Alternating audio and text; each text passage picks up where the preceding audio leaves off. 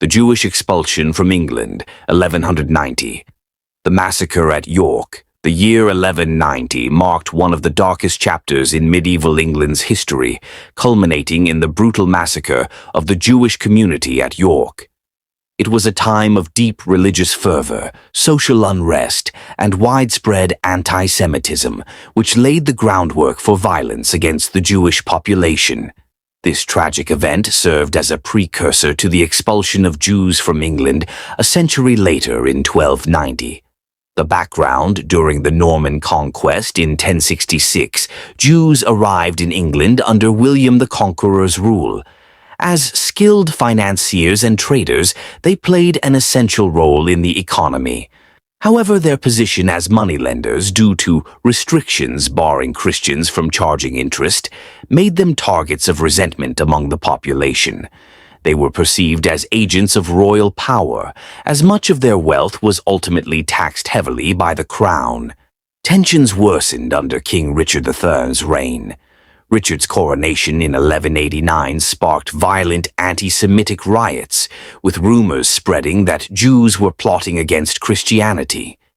In the years leading up to the York massacre, anti-Jewish sentiment had reached a fever pitch, fueled by religious propaganda and the Crusades' fervor, which portrayed Jews as enemies of Christendom. The riots begin. In early 1190, anti-Semitic riots erupted across England, culminating in the city of York. The Jewish community there was relatively prosperous and prominent, which likely exacerbated local resentment. The violence began after the death of a Jewish financier named Aaron of Lincoln, whose wealth was claimed by the crown. This drew increased attention to Jewish assets. On March 16, 1190, during the festival of Passover, a mob attacked Jewish homes in York. The violence escalated when the Jews sought refuge in Clifford's Tower, a wooden keep on a motte overlooking the city. The mob, led by local nobles and clerics who owed debts to Jewish moneylenders, besieged the tower. The massacre at Clifford's Tower, trapped and facing almost certain death, the Jewish community inside Clifford's Tower faced an impossible choice. Under the guidance of their spiritual leader, Rabbi Yom Tov of Joigny, many chose to commit collective suicide rather than fall into the hands of the mob. Fathers killed their wives and children before taking their own lives. Jewish community inside Clifford's Tower, when the mob finally breached the tower, they massacred the remaining Jews who had not chosen death.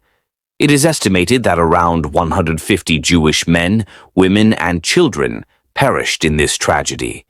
The attackers then burned records of debts owed to the Jews, erasing their financial obligations. Aftermath and legacy: the massacre at York was not an isolated incident, but a reflection of the broader anti-Semitic sentiment sweeping Europe during this period. Although King Richard condemned the violence and promised protection to Jews, his actions were largely symbolic. Those responsible for the massacre were never punished, and anti-Semitism continued to grow. In 1290, King Edward IV issued the Edict of Expulsion, forcing all Jews to leave England.